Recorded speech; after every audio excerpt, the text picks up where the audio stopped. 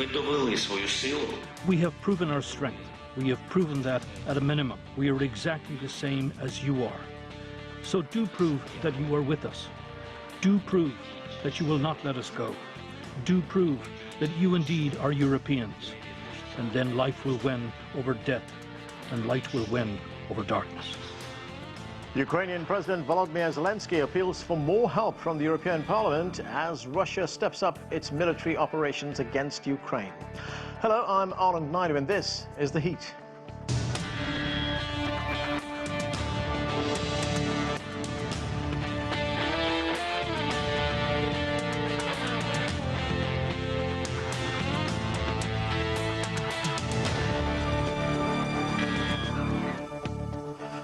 The Ukrainian city of Kharkiv has been bombarded over the last few days, resulting in many casualties, while Ukraine says a strike on the main television tower in Kyiv killed 5 people. Meanwhile, a Russian military convoy some 65 kilometers long is on the outskirts of the country's capital, and Ukrainians are preparing for another possible attack.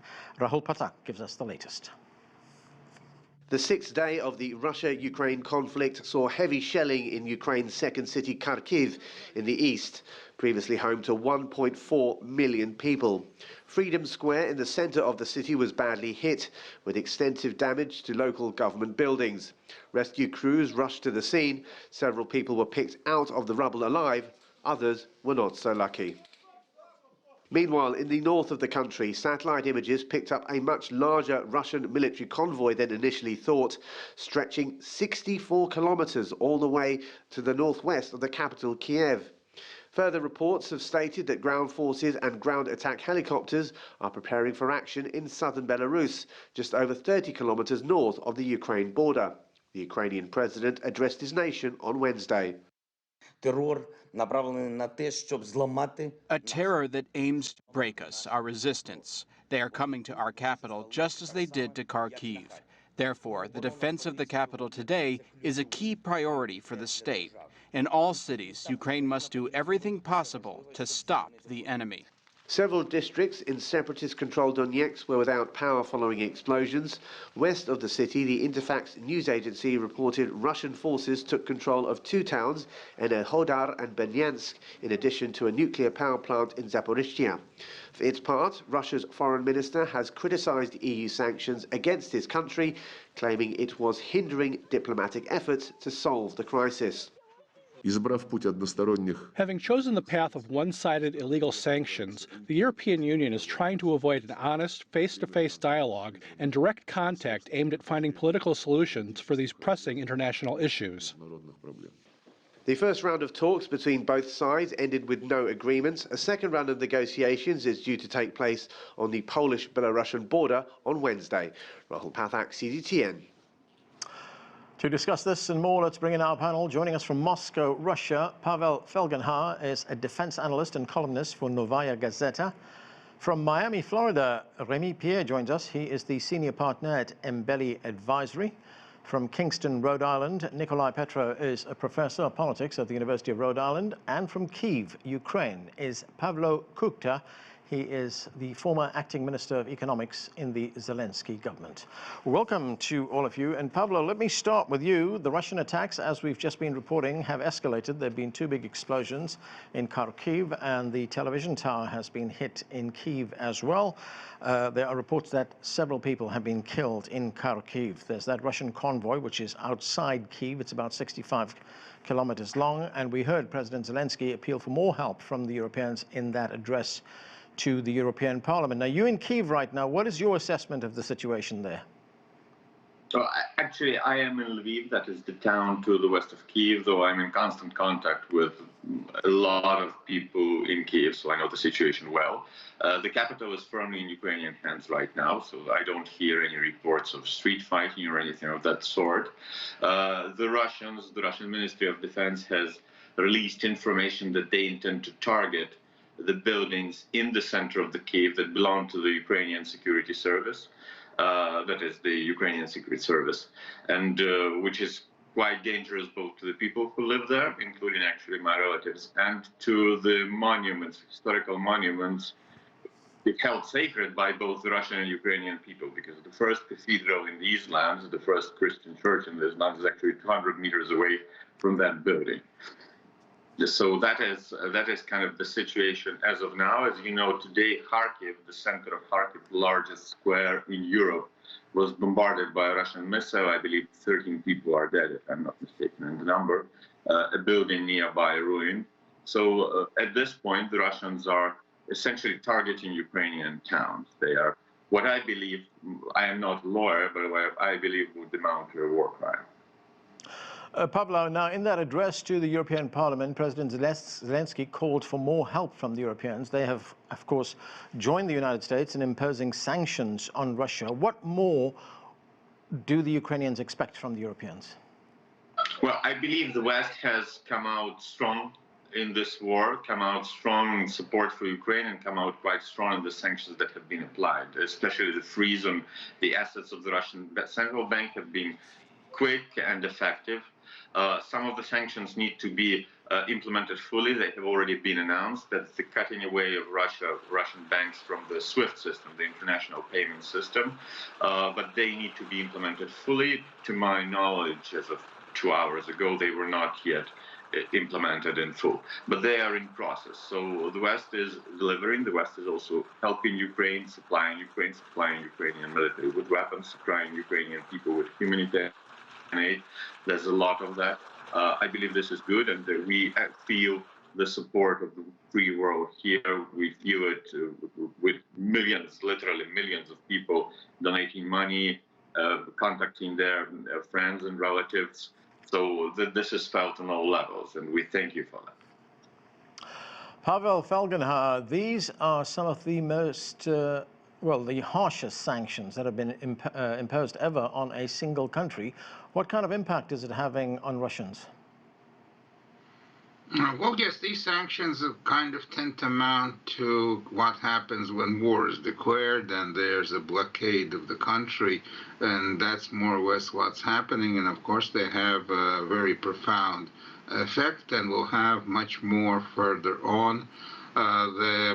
The freezing of the assets of the central bank and of the Russian finance ministry, because our sovereign fund, reserve fund, it's under the custodianship of the central bank and is mostly in hard currency, so they were both frozen.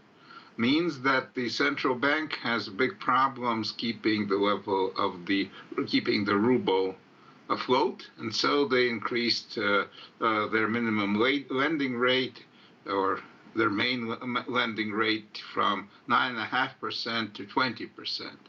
That helped a bit to stabilize the situation with the ruble, though not fully.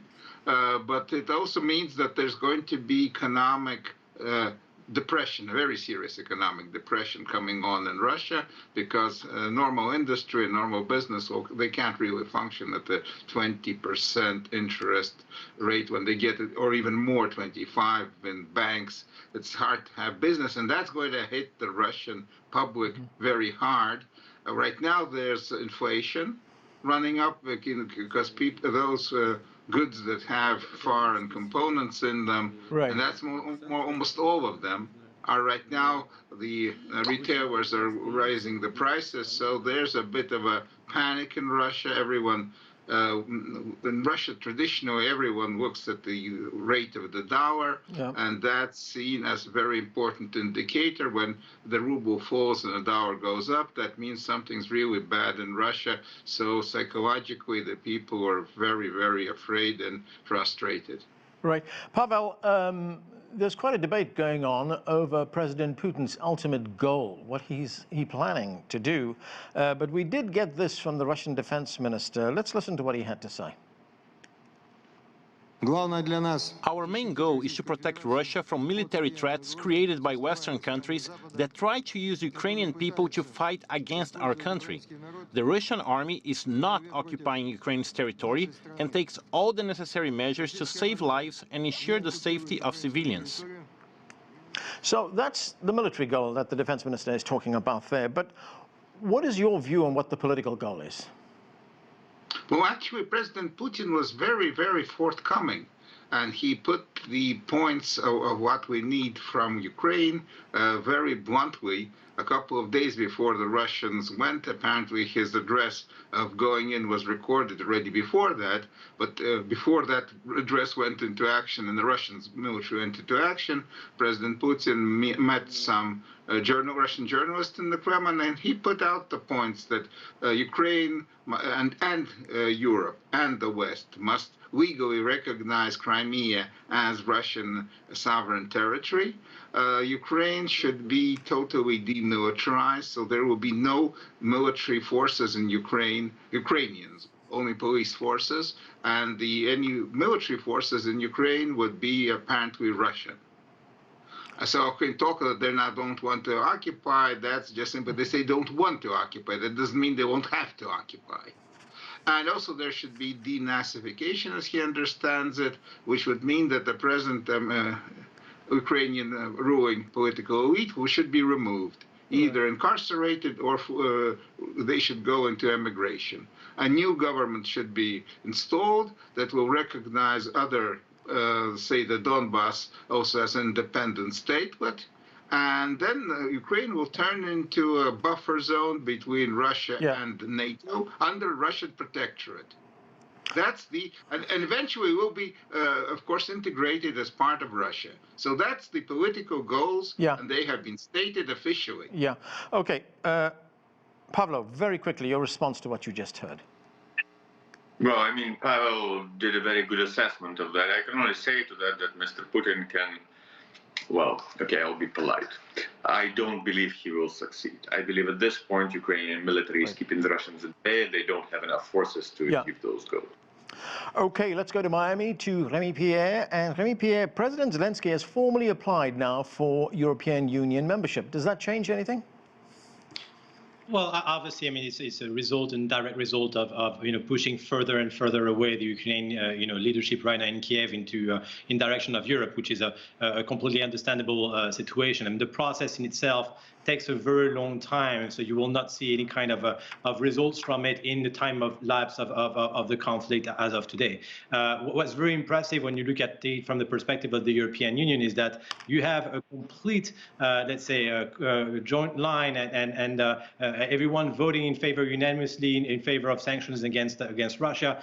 Even Viktor Orban or countries that were maybe a little more sensitive or closer to Russia in the past or had economic interests, such as Germany for Gazprom for the Nord Stream pipeline, are clearly backing the Ukrainians. And you also see at the level of the population, you have when we do opinion polls, you see close to 80% of people in Europe are in favor of hosting or welcoming refugees from Ukraine, because there's a sense and a feeling from the European countries that they are next in line, much more than it was the case maybe in the case of the Syrian conflict a few years back. Right. Yeah. So there's a sense of brotherhood in that level. Okay, I want to get to that refugee situation in a moment, but the European Commission President, Ursula von der Leyen, she has been talking to the European Parliament as well. This is what she told them. Let's listen to her. If Putin was seeking to divide the European Union, to weaken NATO, and to break the international community, he has achieved exactly the opposite. We are more united than ever, and we will stand up in this war. That is for clear, that we will overcome and we will prevail. We are united and we stay united. So, Remi, she made the point there that Europe has been united by this. Defiant words there from the European Commission President, but no calls for a ceasefire, no calls for Russian withdrawal. What do you make of it? Well, at this point, there's a slight avenue for diplomacy still after the effort from European leaders to try to not arrive to this level of crisis. There were talks, I mean, as you know, at the frontier between Belarus and Ukraine, and it will follow. I don't think it's the responsibility of the European Union to call for the ceasefire on behalf of participants, but obviously it has been pushing for peace and a de-escalating of the situation here. It's very interesting, and the other participant made a very good point on the sanctions, the level of sanctions and the impact that those can have. Those sanctions can actually be very unpopular in Russia, a place where there is very limited communication on this conflict and very huge propaganda from the Kremlin on this conflict, and seeing the impact on the everyday life of inflation, of rising prices, might actually create more discontentment and an impact on the security of the regime in Russia in the mid to long run. Nicolai, Petro, the United States, of course, has led this effort to impose sanctions on Russia, but these sanctions, for now, have not deterred the Russian president in any way. Now we're hearing calls for a no-fly zone to be imposed over Ukraine. The White House, for the time being, has nixed that idea. They say that's not a good idea because that could lead to a confrontation between the United States and Russia, and that could escalate into a nuclear confrontation very quickly. So what other options do the United States, does the United States have right now? I don't think it is considering any military options. There are the sanctions that have been imposed, but it seems to me that the Russian leadership went into this adventure recognizing that it would be under sanctions and that it would essentially have to see this through to the end. I think Russia's objective is clearly a regime change.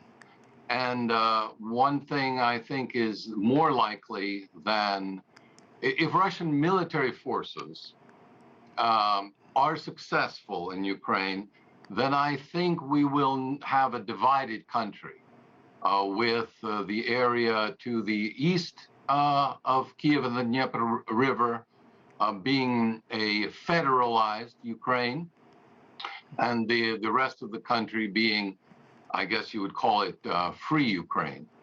But I think that is the ultimate strategy. And I don't think, frankly, there's anything that the United States or Western Europe can do to alter that strategy. Pavlo, what do you make of that assessment?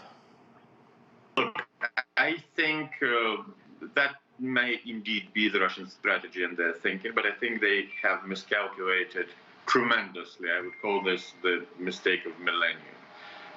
They are probably calculating still on the fact that the eastern Ukraine tends to be more pro-Russian, but that ceased to be several days ago. We don't have any polls, of course, yet, but it's clear from the mood of the population, from the total turning away from Russia of all parties which even used to be pro-Russian. There are literally no pro-Russian politicians now in Ukraine anymore, that Russia is not supported by any territory in Ukraine anymore. In fact, we're getting multitudes of videos of people in small towns that have been occupied in the south of Ukraine, which was traditionally friendly to Russia, swarming in crowds, unarmed people, civilians, swarming Russian tanks, blocking them, trying to push them away from their tanks, shouting at Russian soldiers. The Russian soldiers totally disoriented by what they're seeing because apparently they were told they'd be greeted by flowers or something.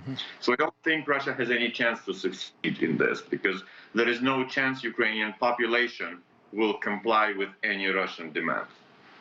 Okay, Pavel Felgenhauer, do you think this could end up with a divided Ukraine? Well, basically, as far as there have been leaks from the Kremlin, yes, that Russia kind of wants to take over most of Ukraine, but the utmost western parts of it, Lviv and Ivano-Frankovsk, former parts of Austro-Hungary, Russia does not want to even touch. And they will be left there. Maybe Moscow would hope that maybe Poland will take them up or something. I don't know. So yes, a kind of divide. There's going to be some separate republics somewhere. Putin actually, in his statement on February 22, he put also one point that the peoples, he said, in multiple peoples of Ukraine will be given the right of self-determination. That means the idea of breaking up Ukraine into pieces is very much seen as a possibility in the Kremlin. Is that feasible or not? That's a totally different question. It's not clear. I mean, of course, the Russian leadership was preparing for sanctions. We have gathered, say, stockpiles of Western components that we need to continue to produce our passenger airplanes and other kind of things. But what was totally apparently not unexpected, it was the freezing of the Russian reserve. Putin gathered a very big war chest of over $600 billion, and believed that that would allow him to sail through all the sanctions till the West will begin to withdraw them in a couple of years. And that has been right now seized. And that means the situation has changed dramatically. Russia does not have that time. I believe the crumbling of the Russian financial system and economy may begin much earlier. We can't stand out that long, and that will require serious decision-making to be in the Kremlin, maybe a backing off, or there's going to be very serious internal political problems for the regime. Remi, Piet, let's talk about the refugee situation right now. There are estimated to be 675,000 Ukrainians who have left the country already, and the United Nations fears that that figure could go up to 5 million in a very short space of time. Now, the European countries, Western European countries, I should say, have said these refugees are welcome to come into their countries. They are Europeans as well. That's led to the rise of what many are saying is rabid racism in Europe, saying that these European countries are willing to accept white Ukrainians, but they've been stopping black people at the border. In fact, Ukrainians themselves have been stopping black people at the border. Isn't this a stain on Europe? Well, it's a vision, a perspective which can be understandable when you actually look and try to put in comparison the recent conflict from Syria, for example, although in that case, Syrians have been evacuating and welcome in Germany in particular and several countries in the European Union. When it comes, obviously, to the refugees from Africa, there's a different perception here of population fleeing a war zone. It is the case in some countries in Africa, obviously, but some others it's not the case. And that's where you have a confusion here in terms of the perception and the position from the European Union. I think what's very important here, as I was saying, is the fact that all European countries, even those that were the most adamant against receiving refugees, I mentioned Hungary, for example, are actually now united in welcoming those Ukrainians, especially Poland, also that is receiving the bulk of the refugees at the time. And it shows also the fact, and it confirms the fact that Putin has probably overplayed his hand. I mean, Pavel mentioned very well in terms of the economy and not accessing the reserve, the reserve banks funds,